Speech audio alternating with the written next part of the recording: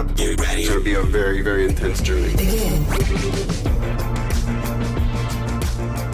What's up, everybody, and welcome to Frameskip episode 40. I am your host for the evening, Elijah Steele, and with me is the coach, Kyle Newman. Good afternoon, good evening. How are you doing, Elijah? I'm not doing too shabby at all. How about yourself? Doing good. Actually had a good day. First day back to school. So just preparing for when we have hybrid model where we have some of the kids in the classroom and some at home.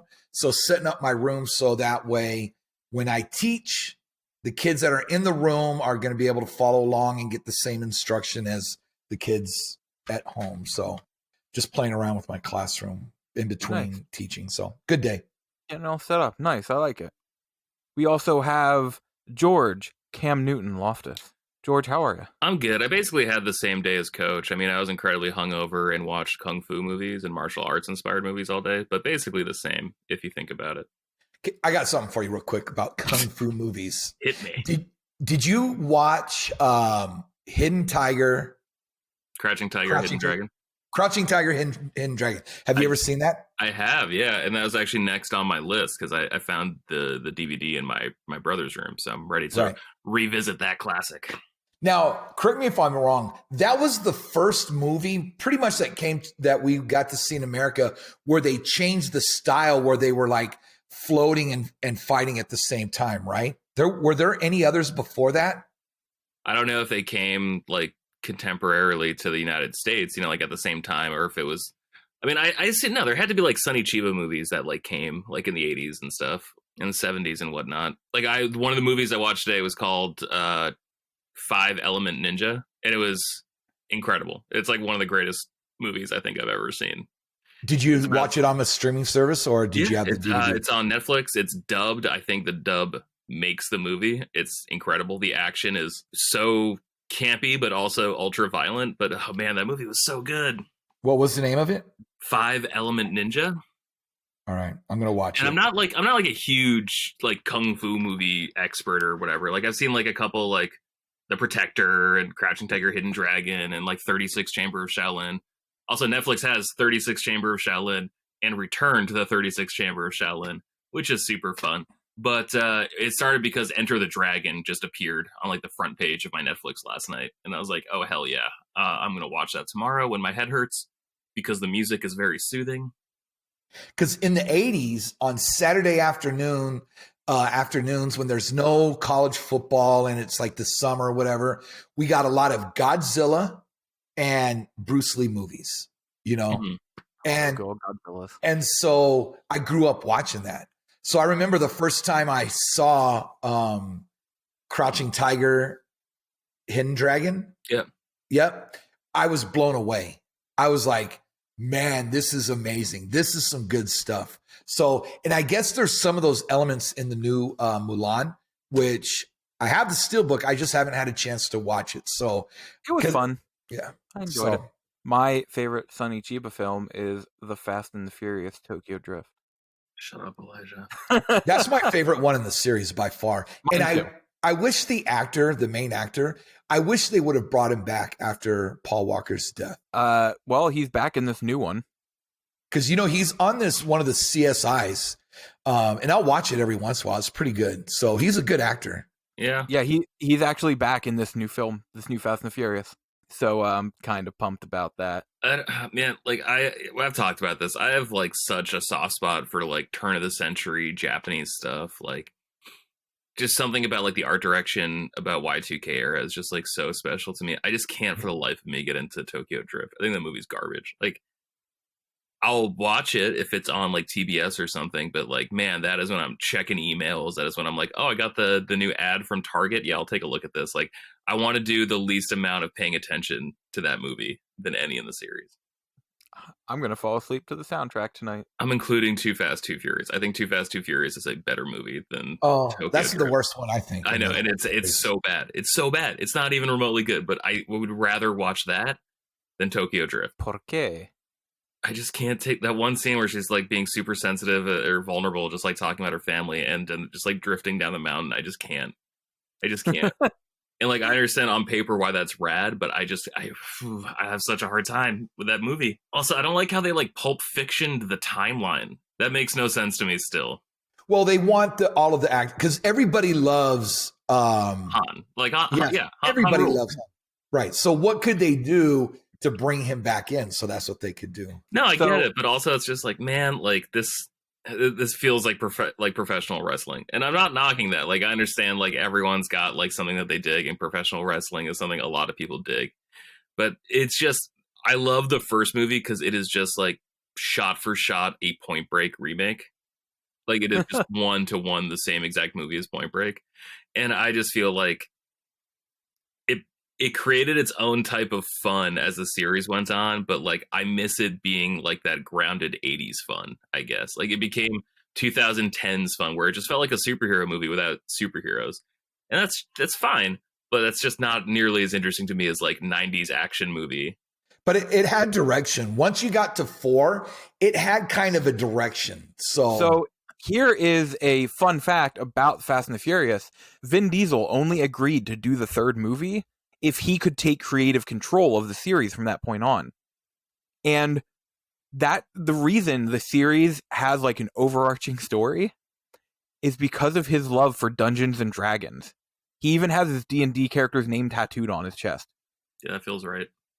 So it's because of Dungeons and Dragons and his love for like the lore and the story that's built out in his like weekly game that he'd wanted to do that with Fast and the Furious. Yeah. And that's why he agreed to be in that ending of Tokyo Drift. And that's why he wanted all of the movies to cohesively fit together and had to find a way for Tokyo Drift to fit in that. All right. God, I love Fast and Furious so much. That's fine. Coach, what have you been playing this week? Okay, so I'm capturing... I hope not Fast and the Furious. No. I'm capturing Paper Mario 64 right now. But I'm also like, I want for this year, for 2021, I want to hone my WASD skills, my keyboard and mouse skills. So I'm going through and playing for this month. I'm going to be playing Republic Commando. Yeah.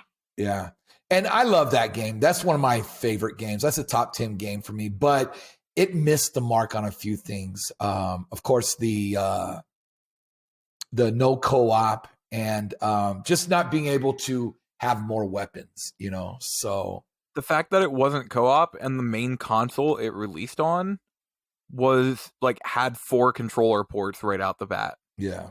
Like it really missed the mark on that one. I didn't have high-speed internet in high school. Like did that game have multiplayer like versus or anything? I don't remember. Cuz you know, like that game should have been what started Horde mode. Like that game was really built for it. Hell yeah, on Geonosis? Yeah. Oh my god. Imagine that. I've tried playing it on my computer, but the game plays at like 600 speed. Right. And I can't get it to not be that way. So anytime you do, like, the game is playing in like fast motion, and anytime you like go to move the cursor a little bit, the whole thing spins around because it's going in like super fast speed. And like everyone's like running at you super fast as you're trying to do something. Like I can't work with this. It runs super well on a Xbox Series. Yeah, it does. Yeah, or Xbox One. Super well. So, God, that game I played a lot of it in December. It's so good. It's so good. It is such a great game. I actually reviewed it on my channel. It is. I loved it. Even to this day, it looks amazing. Like for an early 2000s game. So, and then next month, my next assignment for my keyboard and mouse skills will be the original Quake. Oh, hell yeah. Which I'm going to play it sideways or along with on the Quest, my Oculus Quest. I'm going to play Quake on my Oculus Quest too. So it's funny you mentioned working on your keyboard and mouse skills, because I had absolutely 0 keyboard and mouse skills until I put in about 800 hours on PlayerUnknown's Battlegrounds. And then I got not too shabby at playing on keyboard and mouse. Oh, nice. PUBG. You know what's funny about that game? When I was out in when we were deployed to Saudi Arabia, like the month we got there, everybody was playing PUBG. And then like after 1 month, everybody went to Fortnite. It was funny. Like everybody switched to Fortnite. Do you think it's because it's like a little bit more like cartoonish and like less realistic? Like, yeah. I think everyone just had more fun. It seemed like everybody was just having fun. I mean, like you go into anybody's office and they have their setup, they have their headphones, and so.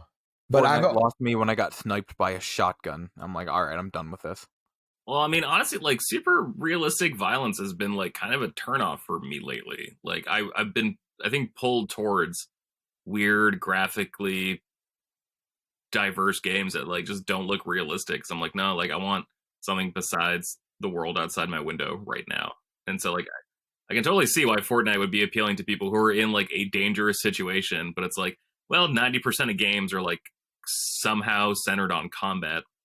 So if we're going to do like a free-to-play combat game, what if it was like the cartoonish one that was whimsical and like had a sense of personality that wasn't just like, oh, I've got to kill someone with this ironing board. You know, you just like random stuff like that. Was it crossplay with PC and PS4? I think so. I think it is, yeah. I think that's maybe a reason why also, because a lot of people had PCs and a lot of people had their PS4s. Yeah, I think that was the first game to go crossplay like that. Yeah. Because I know PUBG didn't get it until a couple months ago.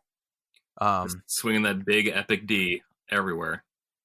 But sorry, I played PUBG when it was more whimsical, less realistic. When our car rolled up a mountain and crushed my one friend.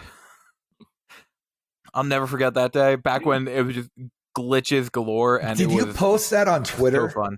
You probably. I think I remember you posting something that was funny as hell. So there was another one where I was down and he got out of the car. Like he stopped the car and got out of the car and came back to get me. And then the car on its own started backing up and ran over him, and we both died. Just like on its own. And it was going so slow too. But it just managed to do it. God, I love that game. Is there anything else you've been playing this week? That's it. Awesome. George, how about yourself? I've been still kind of like holiday hangover mode, still seeing a lot of family. And like I see my family a lot, but you know, just we're the only people we really see. So just to get all that social interaction where, you know, it's just constantly going back and forth between my sister's spots. I can see her. I love her husband. He's awesome. My brother-in-law. I love their kid. I'm her godfather. So like I'm very close to my family. So I've been doing that. But recently I've been playing a lot more Spyro 2. I'm getting close to the platinum there. That game is still, like I said, super whimsical, really colorful, and I think I mentioned last time, like it's nice playing this game that I have no nostalgia for, because I started playing Super Mario All-Stars, like the 3D one, and I had a lot of fun like revisiting Super Mario 64. I still think that's like one of my favorite games of all time, but like after I cleared like the first lobby and like the first Bowser room, I like put the game down and I haven't gone back to it. Whereas like Spyro, a game I've never played, I'm like still really compelled to see what happens in the rest of the game, just because I have no memories of it, and I don't know, like, oh, was that the best part of the game? Should I stop playing now? Whereas like with Mario 64, I'm like, that's your favorite part, like maybe the pyramid level down in the basement, that one's pretty good, but besides that, like, you could take a break for right now. You know what helped the PlayStation before basically Final Fantasy, before it exploded, were the demo discs, right? Yeah. And so you got demos of all the games. And I remember seeing Spyro always on one of them demo discs, you know, the good old days, man. Yeah, I think I told that story about just like my neck permanently at like a 70-degree angle, like looking up at the monitor at Walmart, you know, just sitting in front of the PlayStation, because I never had a PlayStation. I eventually would get a PlayStation 2, but I never had the original PlayStation. So that was just like a completely foreign world to me.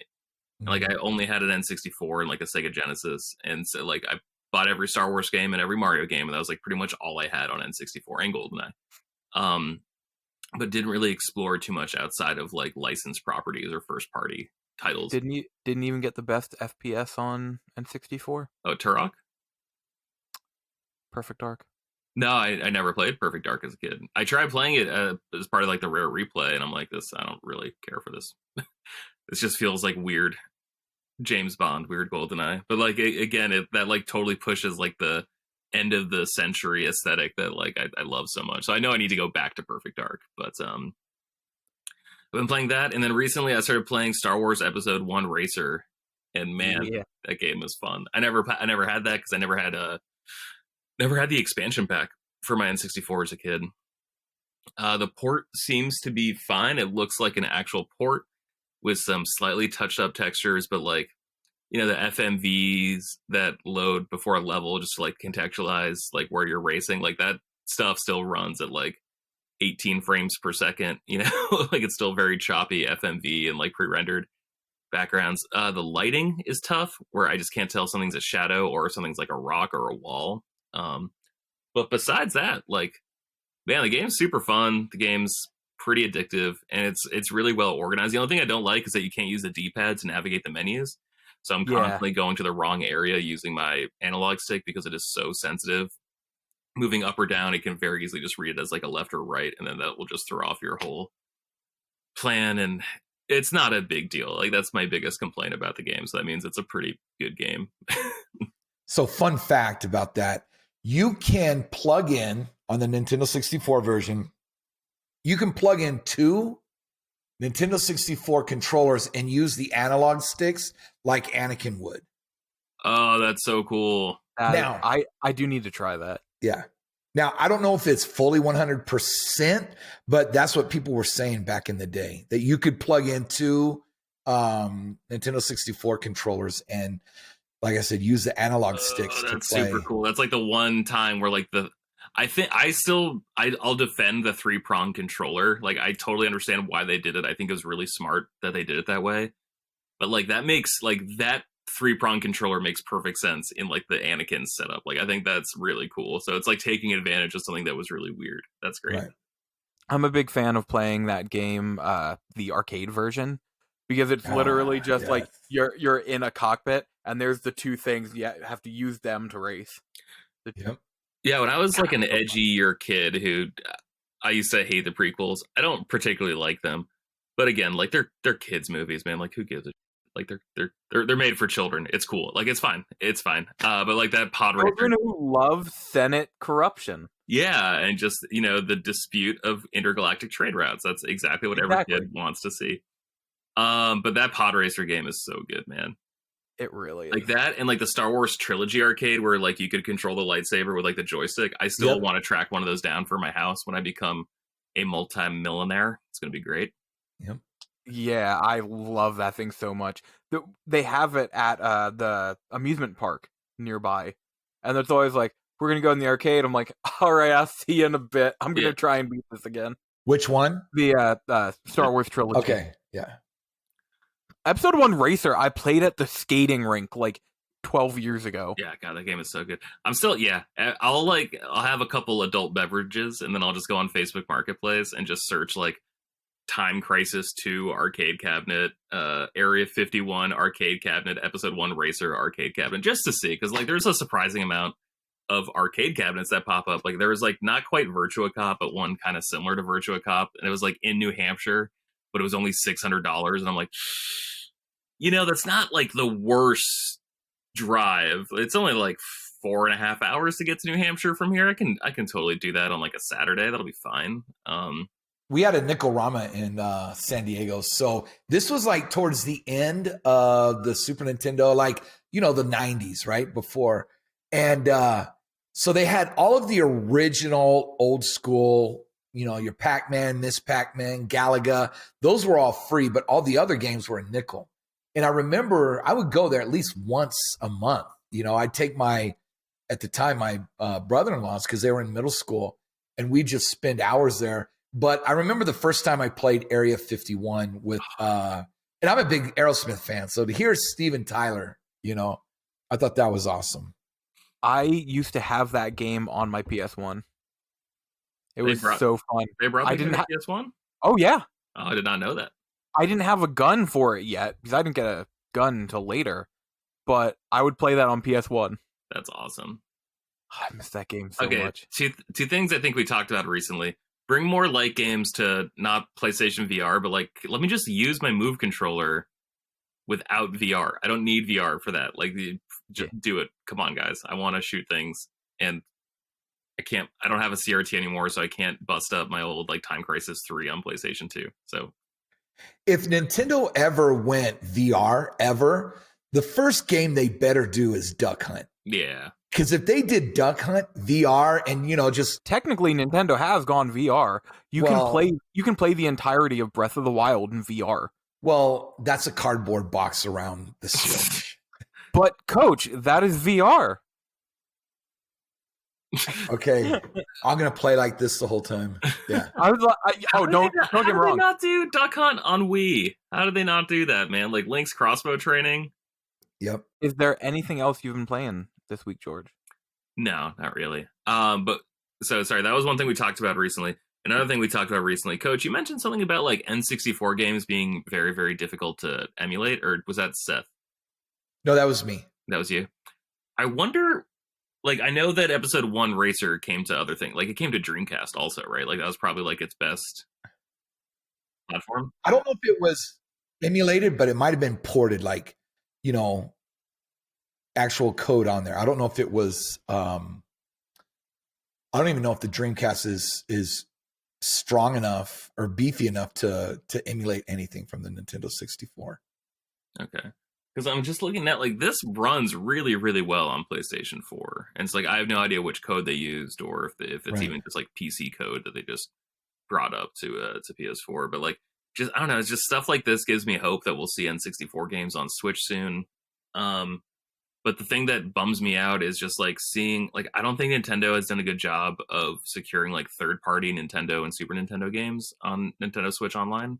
No, it's pretty much all first-party. Yeah, and like there are some really good first-party games for N64, but there's also like some of the more iconic ones are third-party games too. So it's just like, yeah, N64 games would be great, but also like if we're not going to get GoldenEye, like I'm hopeful that because like Microsoft and Nintendo seem like they've been super chummy lately, so like maybe there's a chance, but that just seems like a big if to sort of like hang your hat on. So I don't know. I'm just brainstorming about the right. About no, I get you.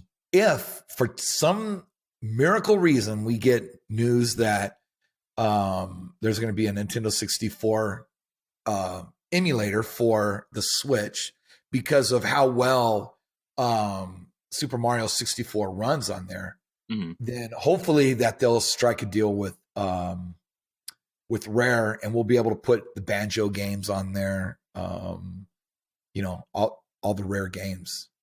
Yeah. Before they jump ship. Also, EA, you own Criterion. What the hell are you doing? Make another racer game. Make another Star Wars racer game. Because I miss F-Zero so much. I know there's like a little bit of news about F-Zero being like the producer saying like, oh yeah, we totally could do that. We think we'd make it very difficult. I think that was like the extent of the news. But like just playing this, I'm like, man, I miss F-Zero. F-Zero GX on GameCube is like borderline perfect.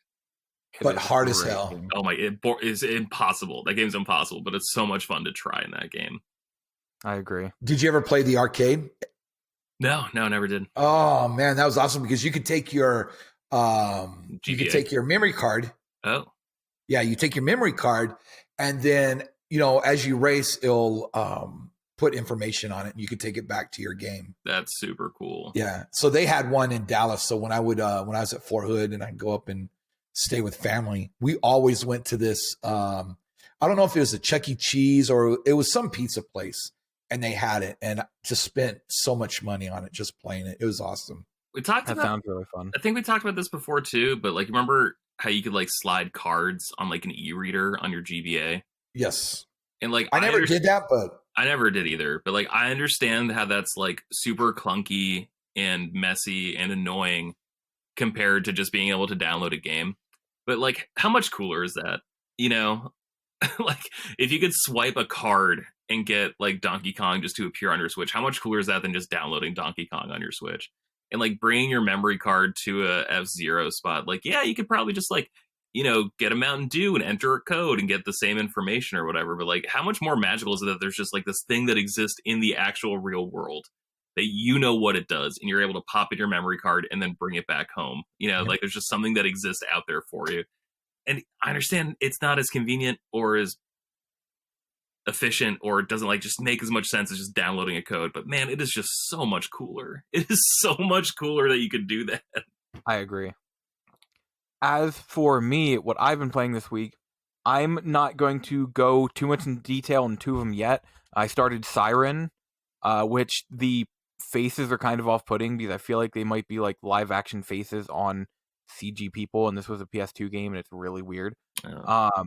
But also, I started Kingdom Hearts. I'm about 7 hours in. What version? I'll talk more. Final Mix. I'll talk more about that once I get further and beat the game. The game I really want to talk about, and this is the first part of one of my goals that we'll talk about then, is I played Simulacra, which I think was originally a phone game, and it was brought to like Steam and console and such. And what it is it brings up kind of like a virtual phone.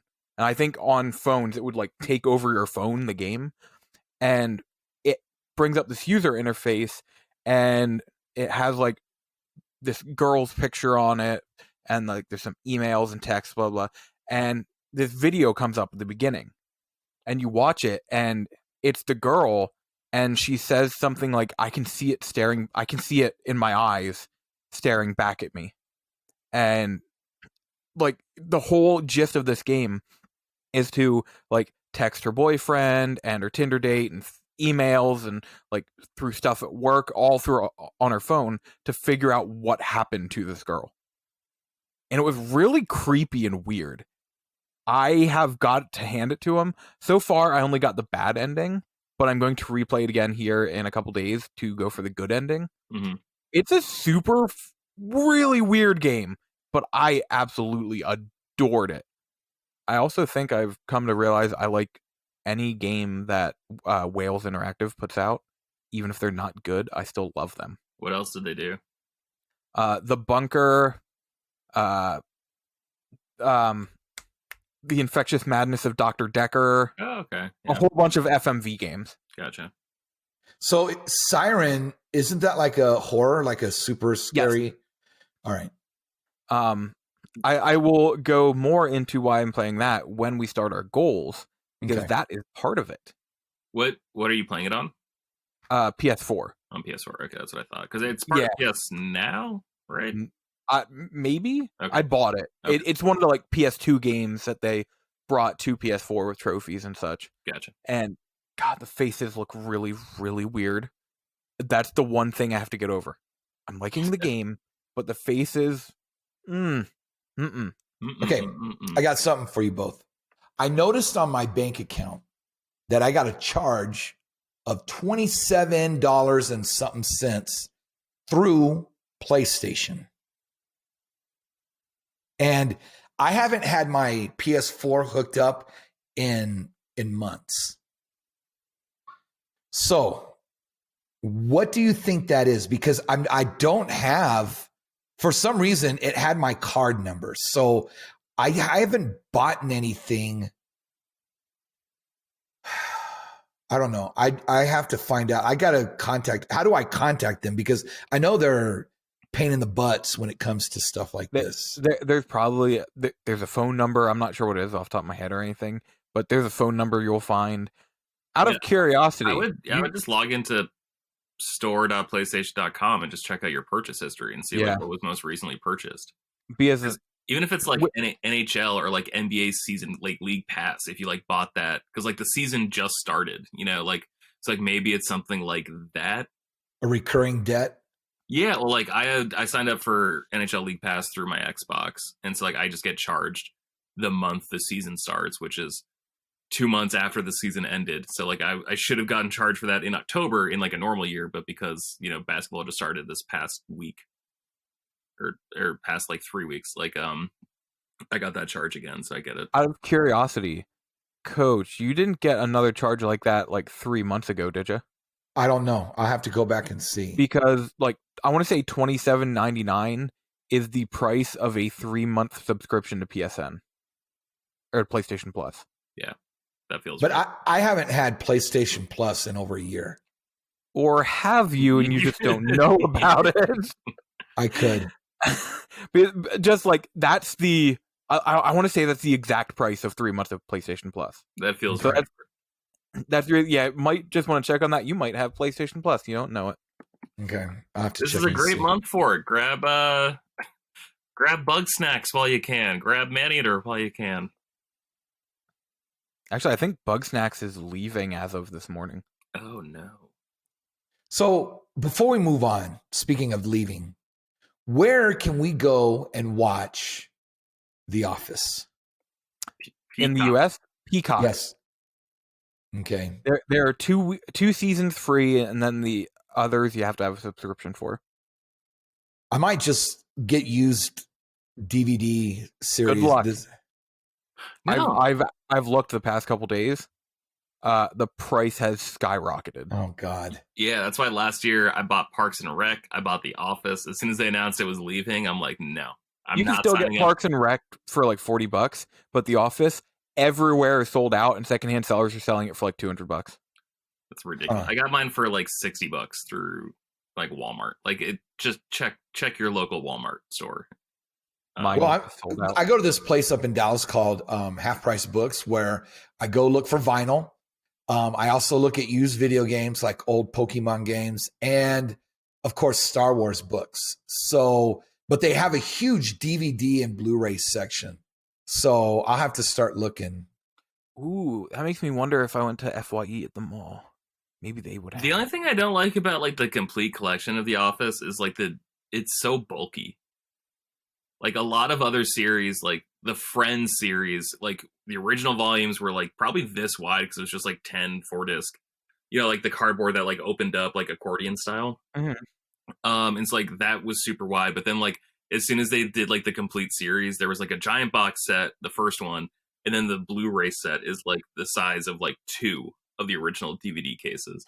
And The Office, it's like a really nice package, but it's just so big, man. And I'm like, you couldn't have taken up a little less space when you did this.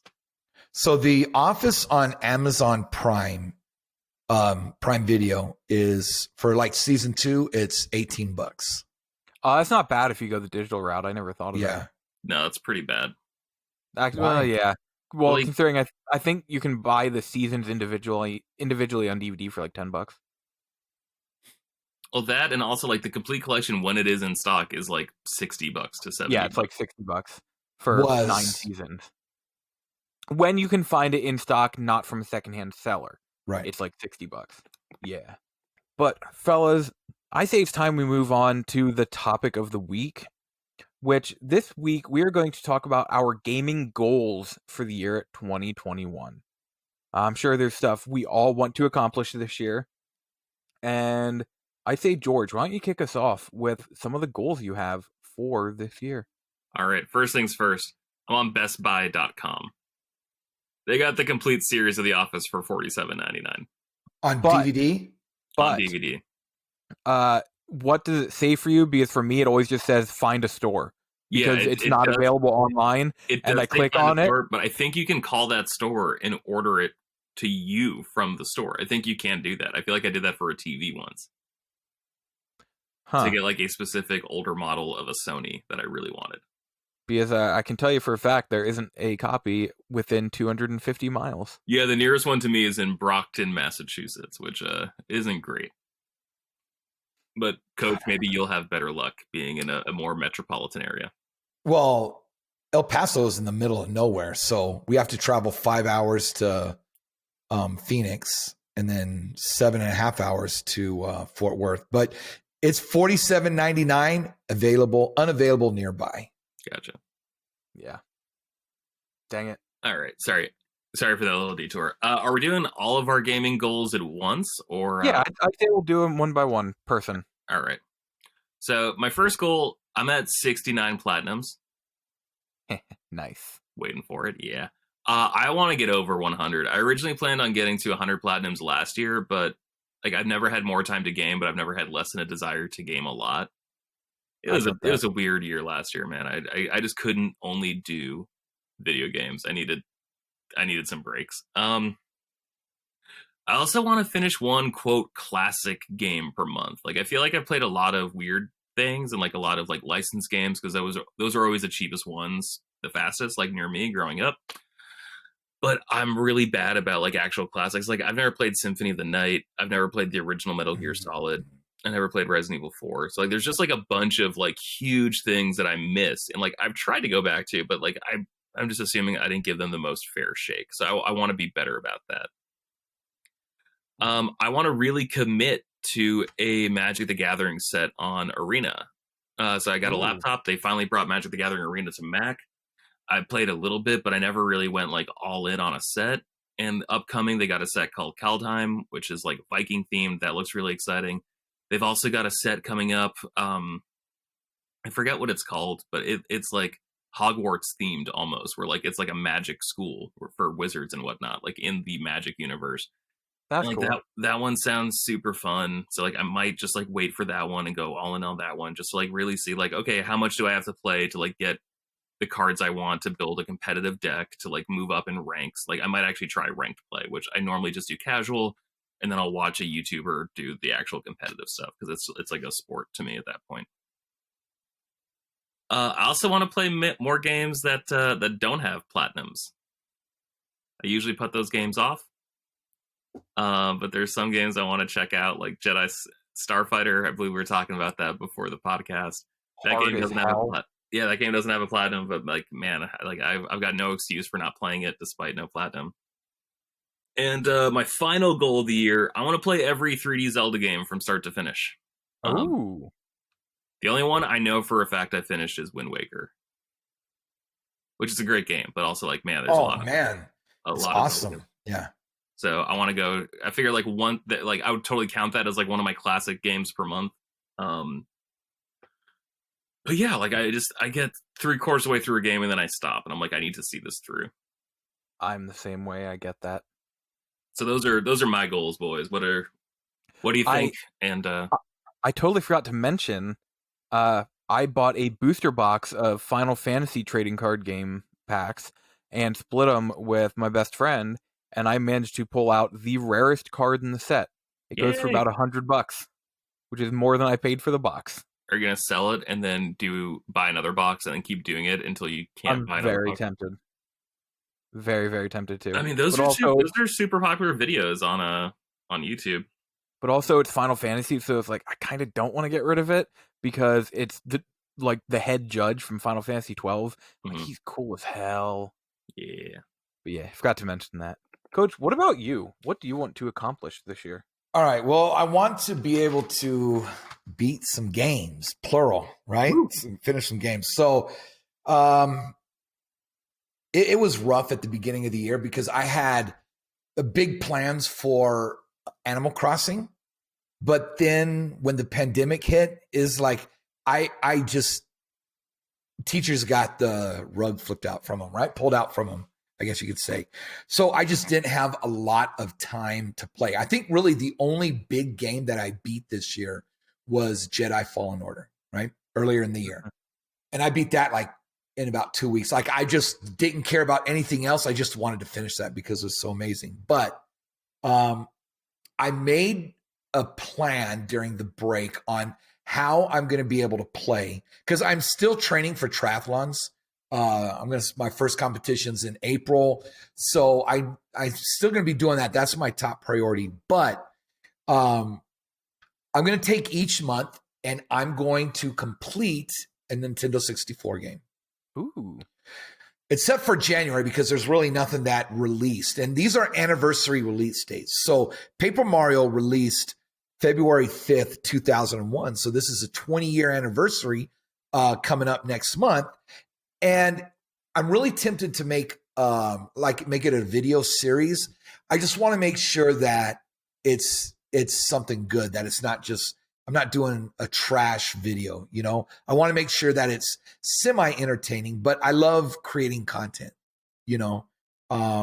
So that's the first thing. So I have this nice long list of all of the release dates of certain games.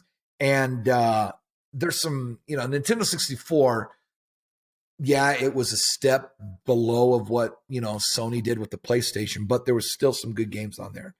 Now, my other goal, and this is where I really might start making videos, is doing stuff through VR. I really want to get into the side of VR where I could install Doom 1 and 2, Quake 1 and 2, get into those older 90s games, but play them on the Quest, and I think that's where I'll start making videos, because I know Austin and I have been talking about that. But in March, Quake has it was released on the Nintendo 64, 24 March 1998. So what would be cool to do is do a special on Quake on the 64, but also do a video on the VR side of Quake, So I'm going to be looking into more VR this year. And then, just like I was saying earlier, hone my keyboard and mouse skills. So this month I'm playing, and they're not going to be long games, but shooters, old shooters like Republic Commando. I want to go through on all three of the difficulty settings. And then next month I'll be playing Quake, just go through all of these old school first person shooters that I never really played back in the day, like the original Doom 2. I really can't wait to play Doom 3. Just get my hands dirty with those games this year, and just my favorite Doom, and just go back in time and enjoy gaming for what it was. And my last goal is at least 3 new AAA titles to play and beat. So I know Halo for sure is one of them. And then the other 2, we'll see what's out there. Awesome. Sounds very awesome. Something you said reminded me of, I saw this on Twitter the other day. Yeah, a shark can swim better than I can, but I can run faster than it. So we'll have to see which one of us can bicycle better. That's right. As soon as you were talking about the triathlon, I'm like, oh, I need to tell him that joke I read. That's great advice. Yeah. But no, those are awesome goals. I love it, and I cannot wait to see what you come up with them, and to hear your thoughts. And I mean, like I said, Doom 3, my favorite Doom, hands down. It's funny, man. My brother-in-law, I gave him I had an extra 360, so I just gave it to him. And he had a newborn-ish, a 1.5-year-old who just has the worst sleep schedule ever.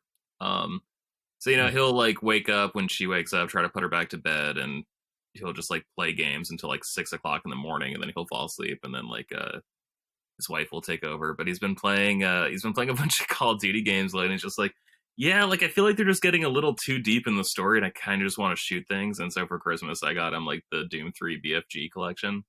Nice. Which comes with 1 and 2, and he's just wow, this is exactly what I needed. I did buy the physical copy on Xbox One of Doom 1, 2, and 3. Oh, nice. Sweet. Yeah. So I'll be messing around with it on that too. Doom 64 came to those consoles too, right? Yep. And I bought the limited run version of that too. Oh, sweet.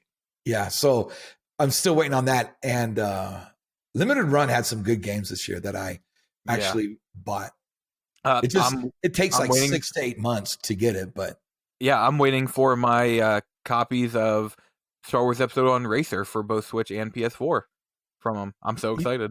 I'm kicking myself for not picking it up, because when you buy a 64 game, they give you it's solid, but they give you a cartridge. And it's really cool because I have the Turok 1 and 2. I got those. So I also ordered the game Jay and Silent Bob Mall Brawl for Switch, but also downstairs I have the Jay and Silent Bob Mall Brawl Collector's Edition, which has the game playable on an NES cartridge. And I just think that's so awesome. Nice.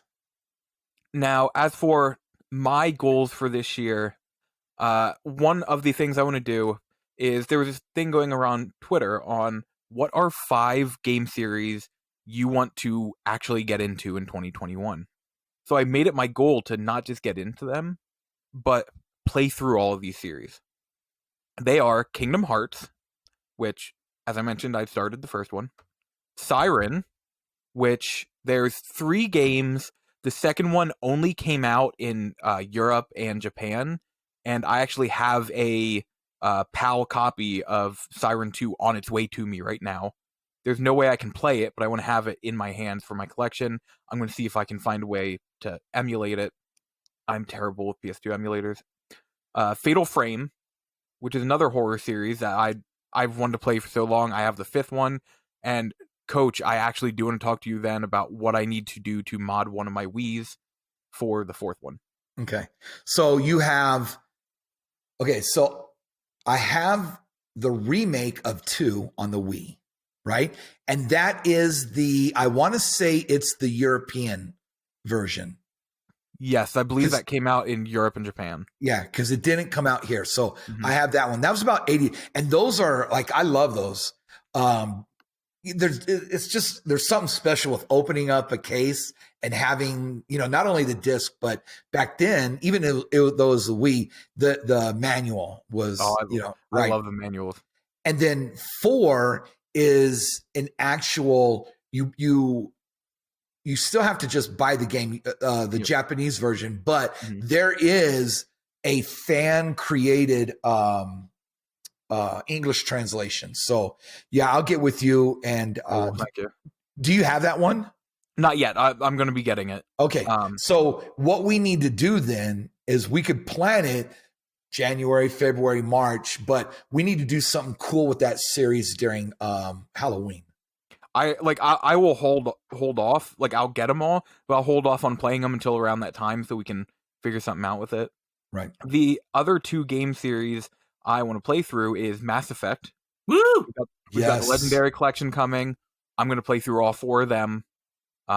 Is it 4 or 3? Just commit to 3. Just commit to 3. I'm committing to 4. I really like Andromeda. Like, I think I like Andromeda the most on this podcast. Just play the first 3, man. Like, just I'm playing the 4. I'm playing the entire. To give you an idea, can't cash, Elijah. To give you an idea of the checks I'm writing, the last series I want to play through is Shadow Hearts, which I have the first one right here. It is a horror RPG series for PS2. I recently found out there is a not prequel, but there is another game set in this universe on PS1 that this game actually references people and events from that PS1 game in this. So I'm like, okay, I'm gonna have to get a copy of Kodelka and play through it. No, see, this is the problem with comic books, is like you can always justify like, oh, they reference this story and this story, so I got to go back and read that story to be fully prepared for this story. Like you can do that. There's just so much you can do that so much, man. Come on, don't hurt yourself with this. This is supposed to be fun. You're going too fast, Elijah. You're putting too much on your plate. Well, you know what? Call me Icarus, because I'm going to reach that sun. Oh my God, he died. Elijah, or Icarus died. That's exactly what I'm expecting to happen here. I mean, what a way to go. 100% honest. What a way to go. But Elijah, he died. Another one of my goals for 2021 is, and this is what I was talking about when I mentioned Simulacra, I want to play an indie game every week. Ooh. I have all these indie games on PC, PS4, Switch, Xbox, PS3 that I've never even touched. So I may not be able to beat all of them, but I want to try and like play through an indie game every week. Like I've already decided this week I'm going to play through Journey. I can beat that one. I'm going to play through Journey, and that'll be my second one of the year. And when I say week, I mean I'm ending my week on the day we record the podcast. So basically every week I'm going to have a different indie game to talk about. Oh, that's sweet. And I'm so excited about this because I've written down a lot of the ones I have, and I'm like, I've never thought about playing this, so yeah, I'll give it a shot. Well, Blue Fire, which is an indie game, which I was excited for when they announced it towards the end of last year, I think it was like September, October. Yeah, I remember that. Yeah, that one I'm really excited for. So I know they had a demo on Steam, and I got to finish Blue Fables. I started Blue Fables last year, but that's one I got to beat this year because it's a fun RPG. Oh, and I forgot to mention, according to How Long to Beat, I went through those 5 series, and it'll take me 499 hours. for all 4 of those series? All 5. All 5. I mean, that's not that bad. That's like a lot of game. But like, considering there are 10 Kingdom Hearts games. You're going to play all of them, not just the main 1, 2, and 3? All of them. Wow. I even have Melody of Memory on that list. If it's Kingdom Hearts. That makes sense, because I feel like there's like a Oreo cookie brand that only appeared in Japan, and like really important story stuff happened in the nutritional facts section. Like that's how like that S word crazy that series is. I'm trying to be better for Austin. But I tried setting a goal probably like 2017. I wanted to beat a game a week and write about it, like on my personal blog. And the only thing I will say is that I tried to limit the amount of games I wanted to beat, just because at a certain point it starts to feel like work. And then if you don't meet your goal, you feel bad because you're like, it's supposed to be fun, and it becomes not fun anymore. So you got a lot of series you can bounce between. So when one series stops becoming fun, you can bounce to another. So like, just keep that in mind. I don't want, like, it's supposed to be fun. It's supposed to be for you. It's supposed to be happy. That's exactly my thought. I'll be like, you know what? I'm kind of burnt out on Kingdom Hearts right now. Let's start Shadow Hearts. Yeah. And like, I can do that. And that should help with it, because it's not like, here is one game, or here is like here's one series with like 20 games I want to play. No. And the last goal I have is I would like to try and grow my Twitch, double it to 600 followers. Ooh. You're at 300 right now? Yes. Oh, wow. Nice. So if you're not following me on Twitch, twitch.tv/LocoLizardman. Actually, the day this comes out, I will be streaming tonight, probably more Siren. That reminds me, sorry, one of my goals, I want to remember my Twitch password or my Twitch username this year. Every time I'll see like a friend streaming, and I'm like, oh man, I wonder what he's up to or she's up to. And I'll try to log into Twitch, and I'm like I have it signed, like I can see it says remember me. And I'm like, why didn't you remember me, guys? Like, we had one, you That's had a one great job. Game, by the way. Yeah, I want to platinum it, but it's another one of those things where I'm like, I don't know, man. Like, I got other stuff to do. But like, man, I can never remember my Twitch username. I can never remember my password. I always end up changing it. Like, I have to create a new password every time I want to log into Twitch, because it just constantly logs me out. I wish it just had like I got a MacBook with like the little trackpad up top. It's like, I'm like, can I just use my finger to unlock it? Or like, can I get like a message texted to me on my phone? I don't know what it is. Twitch is literally the only service I've ever used where I cannot remember my password. That's great. That's also why I don't watch you stream that much, Elijah, and I'm sorry. That's fair. I get it. Yeah, I'd like to grow my Twitch, double it, because I have a lot of fun doing it. So, but those are my personal gaming goals for this year. I'm really excited to try all these indies. I'm really excited to. I priced out how much it would cost me to get all these, like, basically all the horror games, because I have all the Kingdom Hearts, and then there's the Mass Effect Legendary Edition coming, or whatever it's called, Legendary Trilogy or whatever. So I'll have to get that. But I priced out how much it'll cost me to get all of the Shadow Hearts, Fatal Frame, and Siren games. And it's not cheap. Meanwhile, I have a $400 PS2 game on the way to my house right now. Which one? Rule of Rose. Never heard of it.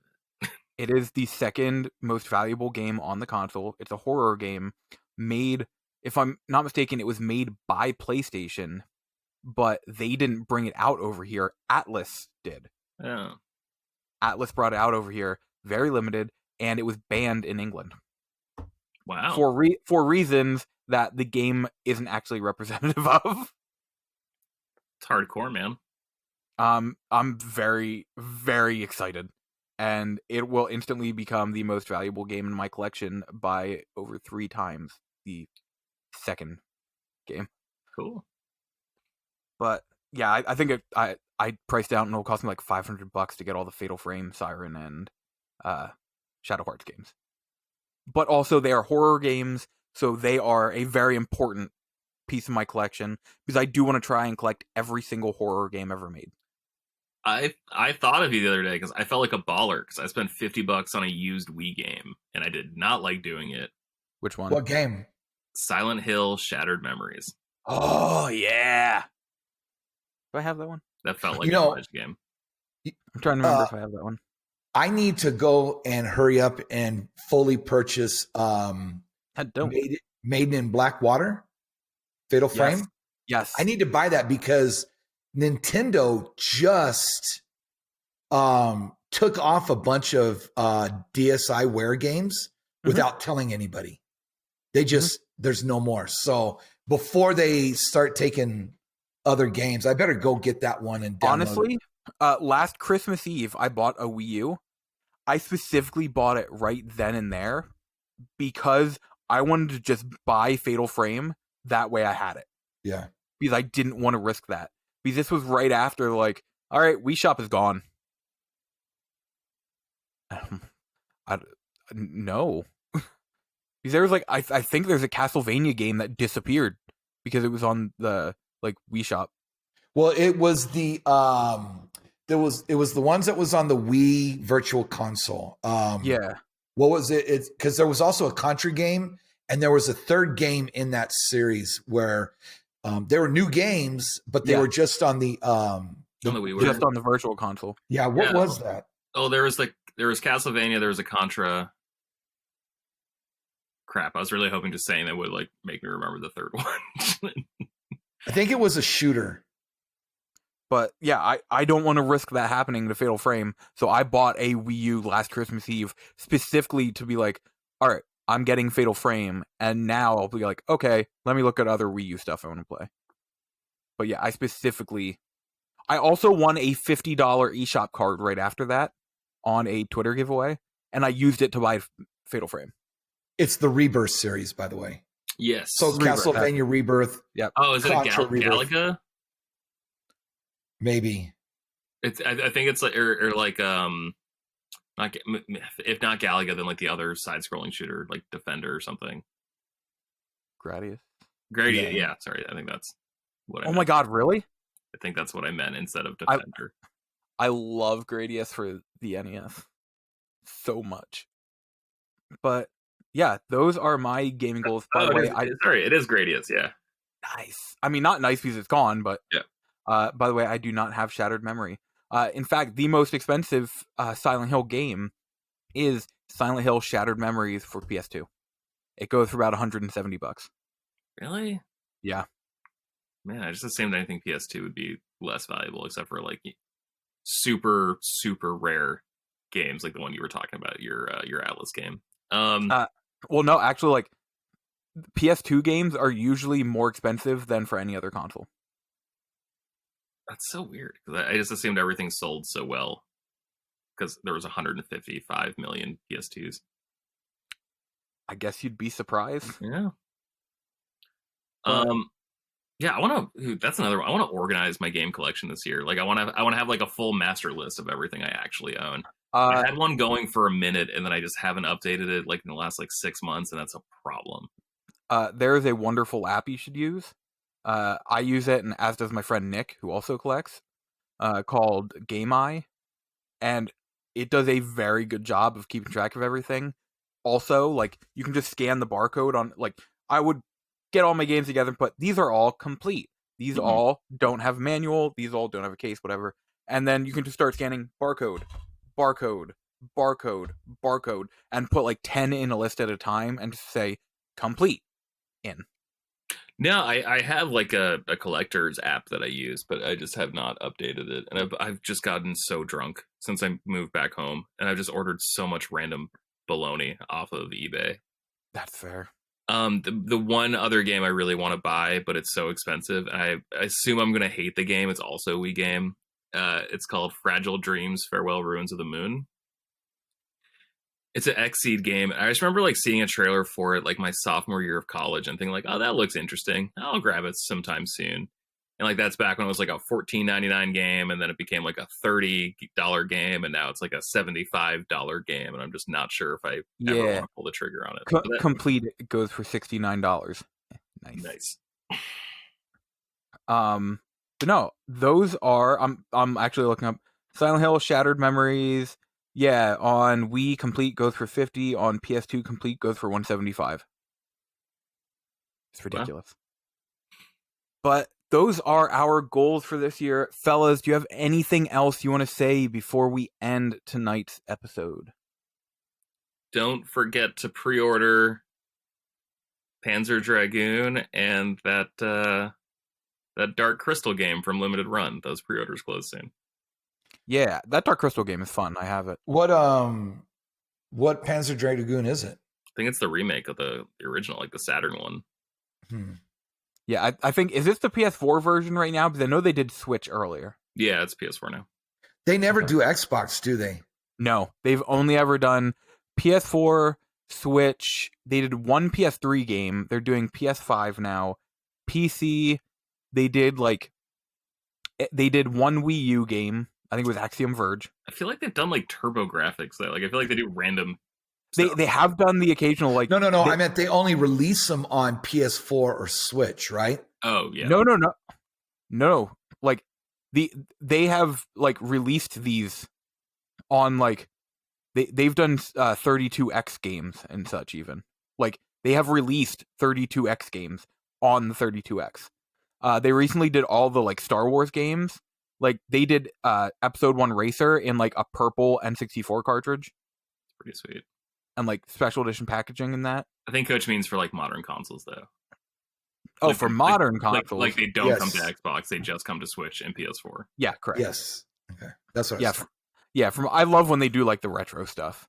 Well, like, I did pick up Shantae on the Game Boy Color because that one was like hundreds of dollars, right? You couldn't find it. It was unicorn status, right? You just couldn't find it.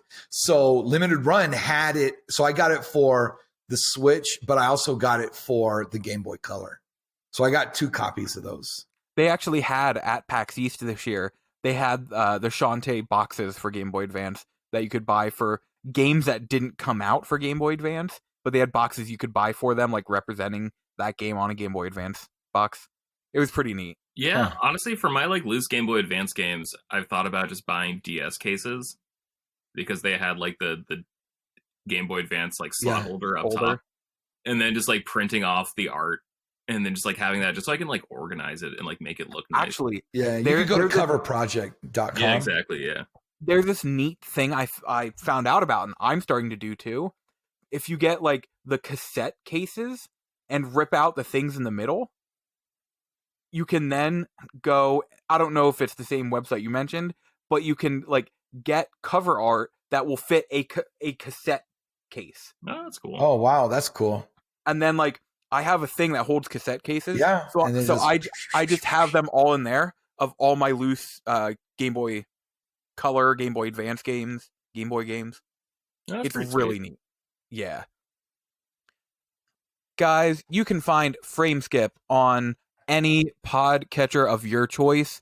If there's the ability to leave a review, please do. It really helps us out.